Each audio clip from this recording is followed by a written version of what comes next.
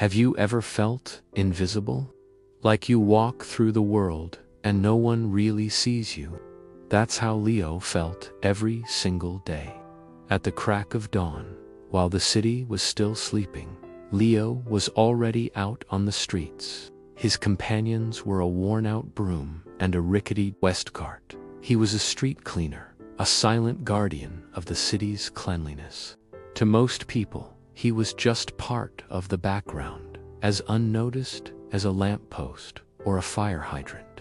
The morning commuters would rush past, their faces buried in their phones, their minds already at the office. The dog walkers would offer a fleeting, distracted nod. Leo was a ghost in a bright orange vest. He swept away the remnants of yesterday's hustle and bustle, discarded tickets, crumpled wrappers, and fallen leaves that danced in the wind like forgotten memories.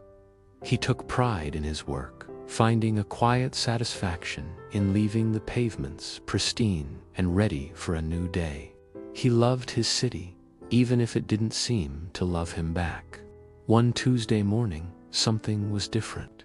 It was an unusually crisp autumn day. The air had a certain bite to it, and the sky was a brilliant, cloudless blue. As Leo was sweeping near the old Grand Majestic Hotel, a beautiful, historic building that stood as a proud monument to the city's past, he noticed something peculiar. Tucked beneath a large, decorative stone planter near the main entrance was a small, tattered leather bag. It looked old and forgotten, blending in with the dirt and debris. Anyone else would have probably swept it aside, dismissing it as just another piece of trash. But Leo was different. He saw the details others missed. He knelt down, his old knees cracking a little, and gently picked it up. It was surprisingly heavy. Curiosity piqued, he unzipped it.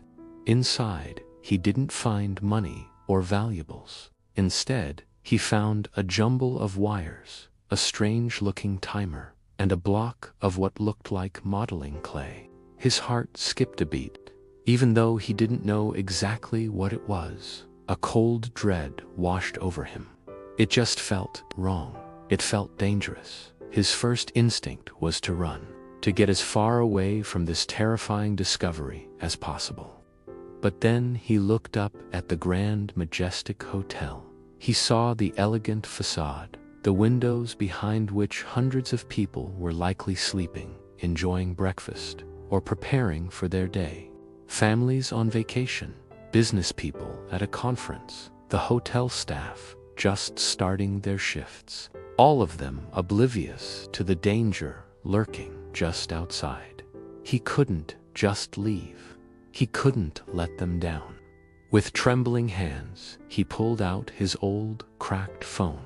His fingers felt clumsy and slow as he dialed the emergency number. "Hello, yes. My name is Leo. I'm a street cleaner.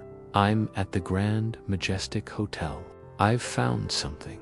A bag. It looks like a bomb." The operator's voice on the other end was calm and professional, but Leo could hear the sudden urgency in her tone. She asked him to describe it, to stay on the line, to keep a safe distance. Within minutes, the quiet morning was shattered by the wail of sirens. Police cars and the bomb squad descended on the square, their flashing lights painting the buildings in strokes of red and blue. They cordoned off the area, their movements swift and precise. A police officer, a woman with a serious but kind face, approached Leo. "You're the man who called?" she asked. Leo just nodded, his throat too dry to speak. He pointed a shaky finger towards the planter. The next hour was a blur. The bomb squad, clad in their heavy, protective gear, worked carefully and methodically. They used a robot to examine the device, and then, with incredible courage, one of them approached to disarm it. Leo watched from a distance, his heart pounding against his ribs with every passing second. He prayed. He prayed for the expert, for the people in the hotel, for his city. Finally, a collective sigh of relief rippled through the assembled officers as the bomb squad gave the all-clear. The device was neutralized. The officer who had first spoken to him came back over. She put a hand on his shoulder. "You did a good thing today, Leo," she said, her voice filled with genuine gratitude. "You saved a lot of lives." That device was real, and it was set to go off during the morning rush. "You're a hero." A hero. Leo had never thought of himself as a hero. He was just a street cleaner. He was invisible. But that day, everyone saw him. The news crews arrived. Their cameras and microphones suddenly pointed at him. The hotel manager came out and shook his hand, his eyes filled with tears. Guests who had been evacuated came up to thank him, to hug him, to tell him he was their guardian angel. For the first time, Leo wasn't part of the background. He was the center of the story. He was seen. The next day, as Leo returned to his route, something had changed. People smiled at him. Not just quick, distracted nods, but warm, genuine smiles. "Thank you, Leo." A woman called out from her car.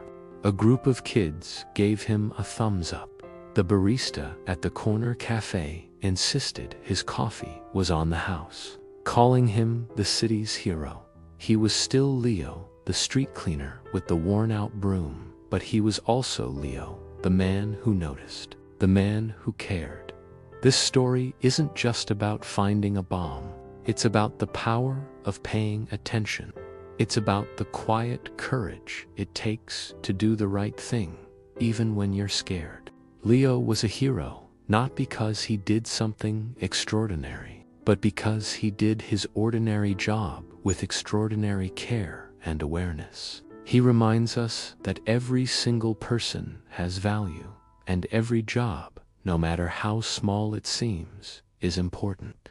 He shows us that heroism isn't about wearing a cape. It's about having a conscience. It's about seeing the details that others miss and having the courage to act. So, the next time you walk down the street, take a moment, look up from your phone, see the people around you, the person sweeping the street, the one serving your coffee, the bus driver navigating through traffic. You never know. You might just be looking at a hero. And remember, you have that same potential within you.